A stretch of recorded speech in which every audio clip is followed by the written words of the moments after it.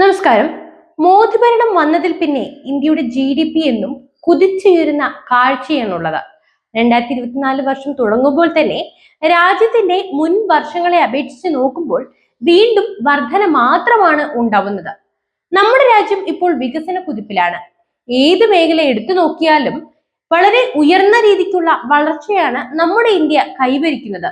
ഇപ്പോഴത്തെ ലോകത്തെ വളർച്ചയേറിയ 5ാമത്തെ രാജ്യവും നമ്മുടെ ഇന്ത്യ ആണെന്ന വാർത്തകൾ വരുന്നു. കൂടാതെ 2047-നുള്ളിൽ വളർച്ചയുടെ കാര്യത്തിൽ ലോകത്തിലെ തന്നെ 3ാമത്തെ രാഷ്ട്രവും നമ്മുടെ ഇന്ത്യ ആവുമെന്ന് മോദി സർക്കാർ ഉറപ്പു തരുന്നു.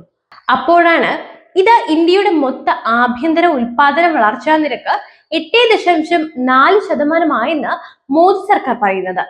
മുൻ പാദത്തെ അപേക്ഷിച്ച് ഡിസംബർ പാദത്തിൽ GDP വളർച്ചയിൽ 8.4% വർധനവാണ് ഉണ്ടായത്. മുൻപാദത്തിൽ ഇത് 7.6% വളർച്ചയാണ് രേഖപ്പെടുത്തിയിരുന്നത്. റിസർവ് ബാങ്ക് ഓഫ് ഇന്ത്യ പ്രഖ്യാപിച്ചതിനേക്കാൾ കൂടുതലാണ് ഇപ്പോൾ വന്നിട്ടുള്ള കണക്കുകൾ. 2023-24 സാമ്പത്തിക വർഷത്തിൽ 7.6%, 2022-23 സാമ്പത്തിക വർഷത്തിൽ 7% മുകളിലും ഇന്ത്യൻ സമ്പദ് വ്യവസ്ഥയുടെ വളർച്ചാ നിരക്കെത്തി. നിർമ്മാണ മേഖലയുടെ വളർച്ചാ നിരക്ക് 10.7%, ഉൽപാദന മേഖലയുടെ വളർച്ചാ നിരക്ക് 8.5%മാണ് 2023-24 സാമ്പത്തിക വർഷത്തിൽ രേഖപ്പെടുത്തിയത്. കഴിഞ്ഞ വർഷം അവസാന 3 മാസ കാലയളവിൽ ഏഷ്യയിലെ 3ാമത്തെ വലിയ സമ്പദ് വ്യവസ്ഥയായ ഭാരതം 6.6% വളർച്ച നേടുമെന്നാണ് ആഗോള സാമ്പത്തിക വിദഗ്ധർ പ്രതീക്ഷിക്കുന്നത്. 2023-24 സാമ്പത്തിക വർഷത്തിൽ 6.5% GDP-യാണ് റിസർവ് ബാങ്ക് ഓഫ് ഇന്ത്യ ലക്ഷ്യമിട്ടിരുന്നത്. 3ാം പാദത്തിൽ ഇത് 6%, 4ാം പാദത്തിൽ 5.7% ആയിരിക്കും GDP വളർച്ചയെന്ന് RBI കണക്കാക്കപ്പെടുന്നു. നേരത്തെ ലോകത്തിലെ ഏറ്റവും വേഗത്തിൽ വളരുന്ന സമ്പദ് വ്യവസ്ഥ എന്ന നേട്ടം ഇന്ത്യ ആവർത്തിച്ചിരുന്നു. ഇന്ത്യയുടെ ഇടക്കാല GDP വളർച്ചാ പ്രവചനം 0.7% മുതൽ 6.2% വരെയാണെന്നാണ് അമേരിക്കൻ റേറ്റിംഗ് ഏജൻസിയായ ഫിച്ചിന്റെ കണക്ക്. മറുവശത്ത് ചൈനയ്ക്ക് പട്ടികയിൽ കനത്ത തിരിച്ചടിയാണ് നേരിട്ടിരിക്കുന്നത്.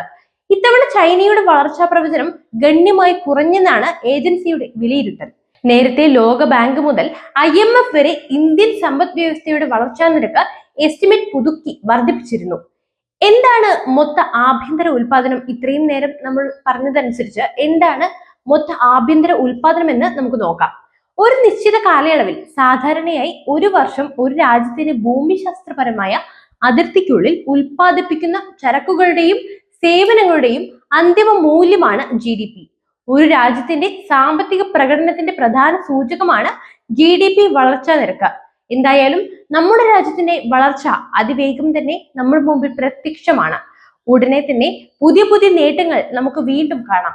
ഓരോ പകലുകളും ഇപ്പോൾ നമ്മുടെ രാജ്യത്തിന്റെ പുതിയ നേട്ടങ്ങൾ പറഞ്ഞുകൊണ്ടാണ് തുടങ്ങുന്നത്. അതുപോലെ വികസനം അതിവേഗമാകുന്നത് നമുക്ക് കയ്യടിയോടെ കണ്ടിരിക്കാം. മോദി ഭരണത്തിന്റെ നേട്ടങ്ങൾ നമുക്ക് അഭിമാനത്തോടെ നോക്കിക്കാണാം.